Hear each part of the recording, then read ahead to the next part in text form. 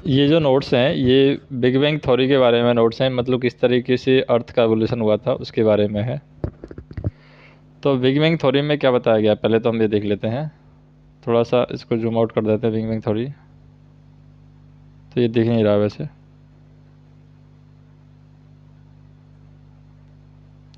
तो इसमें से पेन ले लेते हैं, चल कोई नहीं।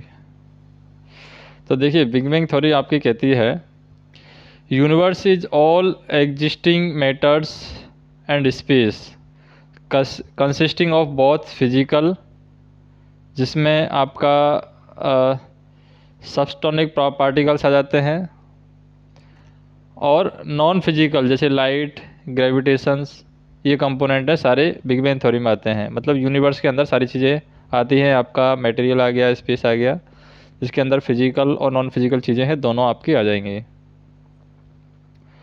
तो जॉर्ज लेमिटर है, इन्होंने क्या कहा है बिग बैंग थ्योरी के बारे में, इन्होंने क्या एक्सप्लेनेशन दी है। इन्होंने बताया है कि 13.8 बिलियन एगो इन्फ्लेशन हुआ था, और यहाँ पर सिंगुलरिटी प्लेट जो थी, सिंगुलरिटी डेंसिटी अच्छा था, टेम्परेचर यहाँ पर इन्फाइनाइट था, बहुत ज़्यादा टेम्परेचर था, बहुत ज़्यादा डेंसिटी थी, इंटेंस यहाँ पर ग्रेविटी थी। धीरे धीरे इन्फ्लेशन हुआ, टेम्परेचर डाउन हुआ, कूलिंग हुआ, एनर्जी और गैसेज वगैरह लीज हुई। उसके बाद में और एनर्जी से मास बना, जैसे यूनिवर्स हॉट रहा यूनिवर्स, एंड इलेक्ट्रॉन और क्वार्क्स यहाँ पर रहे। उसके बाद में और कूलिंग हुआ, temperature T⁻10⁻13 degree Celsius, proton और न्यूट्रॉन आए। उसके बाद में और टेम्परेचर डाउन हुआ, 3 लाख वर्ष पहले 4500 के आसपास आ गया। इलेक्ट्रॉन हैं वो प्रोटॉन के साथ कंबाइंड हुए एंड न्यूट्रॉन के साथ कंबाइंड हुए, और इलेक्ट्रॉन प्रोटॉन और न्यूट्रॉन के साथ कंबाइंड होके एटम्स बनाए, जिनको हाइड्रोजन और हीलियम सबसे पहले गैस बनी। उसके बाद में टेम्परेचर और डाउन हुआ 200 डिग्री सेल्सियस पर 1 बिलियन ईयर पहले, और यहाँ पर ग्रेविटी बना। ग्रेविटी के बाद में हाइड्रोजन और हीलियम के जॉइंट क्लाउड्स टाइप में यहाँ पर बने। तो एक्सप्लेनेशन का हम देखें, एक्सपेंशन किस तरीके से होता है, जैसे छोटा सा था उसको धीरे धीरे यहाँ पर एक्सपेंड किया गया, इस तरीके से यहाँ पर एक्सपेंशन होता है। उसके बाद में जब गैसेज बनी, जैसे कि हाइड्रोजन और हीलियम के कोलाइड हुआ, कोलाइड से यहाँ पर जॉइंट क्लाउड बने। तो जॉइंट क्लाउड के बाद में क्या हुआ, यहाँ पर फॉर्मेशन हुए लाइफ साइकिल ऑफ स्टार्स की लाइफ साइकिल का फॉर्मेशन हुआ। ये क्या खुल गया, ये गलत खुल गया, ठीक है। और एविडेंस क्या है बिग बैंग थ्योरी के, एविडेंस है बिग बैंग थ्योरी के रेड शिफ्ट, कॉस्मिक माइक्रोवेव जो कि बैकग्राउंड में दिखती है, ग्रेविटेशनल वेव है, ये एविडेंस हैं बिग बैंग थ्योरी के। एविडेंस में हम देखें रेड शिफ्ट ऑफ ग्लेशियर, 3 तरीके की यहाँ पर एविडेंस बताए गए हैं, red shift, cosmic microwave background और ग्रेविटेशनल वेव। तो सबसे पहले देखते हैं रेड शिफ्ट ग्लेशियर। तो रेड शिफ्ट ग्लेशियर में क्या है, VIV GYUR है। ये 7 रंग हैं जो स्टार्टिंग में आए थे, ब्लू से रेड, ब्लू से रेड, ये वेवलेंथ है, जो कि वेवलेंथ यहाँ पर ब्लू से रेड है वो बढ़ती है। एक्सपेंशन ऑफ यूनिवर्स हम देखें, light will shift from blue to red. तो लाइट है यहाँ पर ब्लू से रेड यहाँ पर शिफ्ट हुई है, ठीक है। उसके बाद में आता है कॉस्मिक माइक्रोवेव बैकग्राउंड, जिसे हम CNV बोलते हैं। कॉस्मिक माइक्रोवेव बैकग्राउंड है जो कि आप यहाँ पर देख सकते हैं, ये इंफॉर्मेशन प्रोवाइड करती है about yearly universe, yearly universe के बारे में इंफॉर्मेशन ये प्रोवाइड करवाती है CNV, ठीक है। Provide information about yearly universe. तो सबसे पहले ये बहुत ज़्यादा हॉट थी, हॉट के बाद में इसका एक्सप्लोजन हुआ, एक्सप्लोजन के बाद में इसका एक्सपेंशन हुआ। तो इनिशियली जब लाइट जनरेट की गई थी, तो यहाँ पर जब लाइट जनरेट की गई तो ये ज़्यादा लंबी यहाँ पर ट्रेवल नहीं कर पाई, it could not travel to longer distance due to the scattering by electron, क्योंकि इलेक्ट्रॉन के द्वारा इसको स्केटर कर दिया गया। प्रोटॉन और न्यूट्रॉन जो है इनके द्वारा लाइट है स्केटर कर दी गई। तो इनिशियली जब लाइट को जनरेट हुई थी, फोटॉन्स जनरेट हुए थे, तो ये फोटॉन्स हैं ज़्यादा ट्रेवल नहीं कर पाए। क्यों ट्रेवल नहीं कर पाए, क्योंकि इलेक्ट्रॉन, प्रोटॉन और न्यूट्रॉन की वजह से यहाँ पर स्केटरिंग होने लग गई, मतलब वो विकिरण है वो बिखराव होना स्टार्ट हो गया था।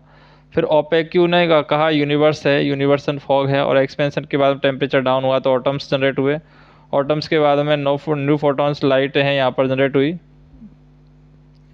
और ये फोटोन लाइट जो है ये लंबे डिस्टेंस तक ट्रेवल कर पा रही थी। और उसके बाद में यूनिवर्स है हमारा धीरे धीरे ट्रांसपेरेंट बना यूनिवर्स।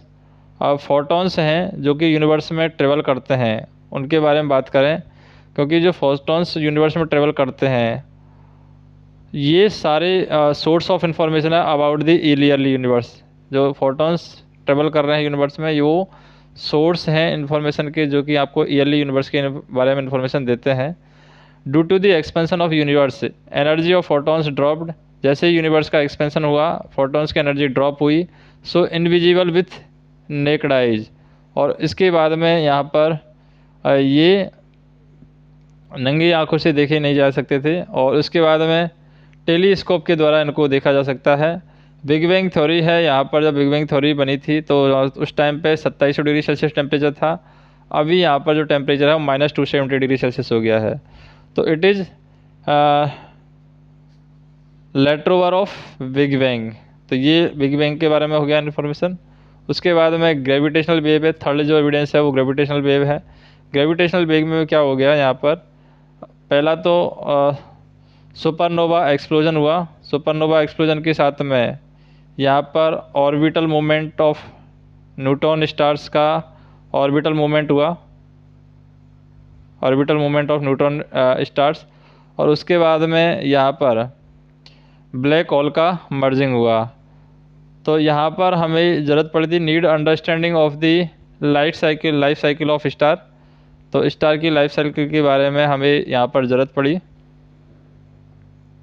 ठीक है, तो लाइफ साइकिल ऑफ स्टार में हम देखें, लाइफ साइकिल ऑफ स्टार जैसे किस तरीके से इनका बर्थ हुआ, बर्थ के बारे में हम देखें तो पहला बर्थ का रीज़न रहा था यहाँ पर massive cloud of gases start contracting due to the gravitational पुल।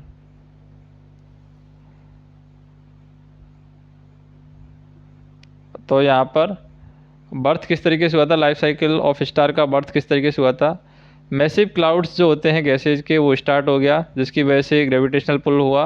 और उसकी वजह से मॉलिक्यूल्स हैं वो फास्टली सेंटर की तरफ मूव करने लगे।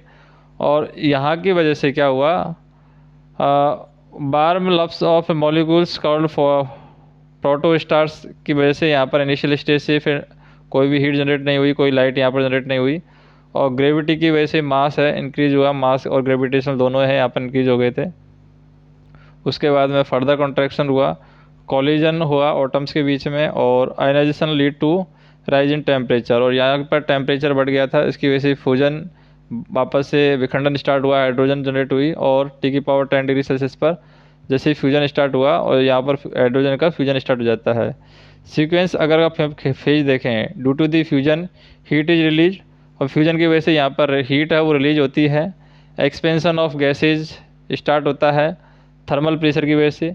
और अगर हम देखें 10 बिलियन ईयर पहले, जैसे सन है वो हमारा 5 बिलियन ईयर पुराना है। और इनवर्ड ग्रेविटेशनल जो कॉन्ट्रैक्शन है और आउटवर्ड थर्मल एक्सपेंशन है दोनों करके यहाँ पर सन को रोके हुए हैं। A stage comes all the hydrogen depleted from the core of star, fusion stop and no thermal pressure to balance the contraction. Still some hydrogen left on the out cells of core. This is as new fuse to helium and outer layer of the star expand due to the heats. तो इसके बाद से red joint में हम देखें mercury engulf यहाँ पर दिया हुआ है। तो यहाँ पर हम देखें 4 starring having mass nearly equal to the mass of sun.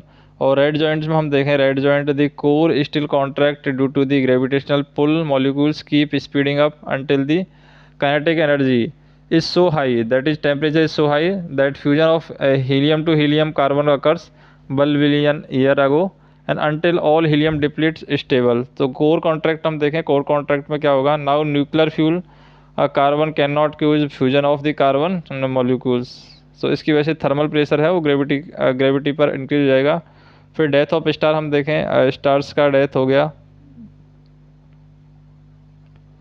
Death of star में हम देखें carbon left in the core and core contract, no thermal pressure यहाँ पर क्रिएट होगा, अर्थ इनगल्फ्ड हो गया। और इसकी वजह से 10 बिलियन ईयर अगो क्या होगा, ब्लैक यहाँ पर ड्वार्फ हो गया, और इसकी वजह से इलेक्ट्रॉन है डीजनरेट हो गया, और स्टेबिलिटी अचीव होगी, इसकी वजह से बाई ड्रॉबैक यहाँ पर स्टार्ट हो जाता है। उसके बाद में हम देखें 4 star having mass quite higher thermal mass of sun, यहाँ पर देखें हम जैसे रेड जॉइंट फेज में हम देखें एच यहाँ पर ओवर हो जाता है, जिसका मतलब ये स्टार्ट हो जाता है fusion to carbon. H depletes contraction continue, और यहाँ पर C2C साइकिल में हम देखें C2C फ्यूजन न्यूट्रिजन है, N2N नाइट्रोजन ऑक्सीजन है, और O2O ऑक्सीजन है, जिसे फाइनली हम आयरन भी बोल सकते हैं। उसके बाद में हम देखें कि जैसे डेथ के बारे में बात करें, after iron fusion stop contraction continue due to the absence of thermal pressure and the contraction reaches a phase where the star can not stand its own weight. उसके बाद में सुपरनोवा आ जाता है, सुपरनोवा में इम्पल्सन में आ जाता है आपका इनवर्ड एक्सप्लोजन आ जाता है। इनवर्ड एक्सप्लोजन में से न्यूट्रॉन स्टार है, न्यूट्रॉन स्टार में क्या होगा, कोर मास है वो 14.5 से 5 सोलर मास तक जाएगा, मतलब चंद्रशेखर लिमिट जिसको हम बोलते हैं। कोर मास जो होता है ग्रेटर देन होता है 5 सोलर मास से। तो core is so massive that the gravitational pull is so strong that it can not be stopped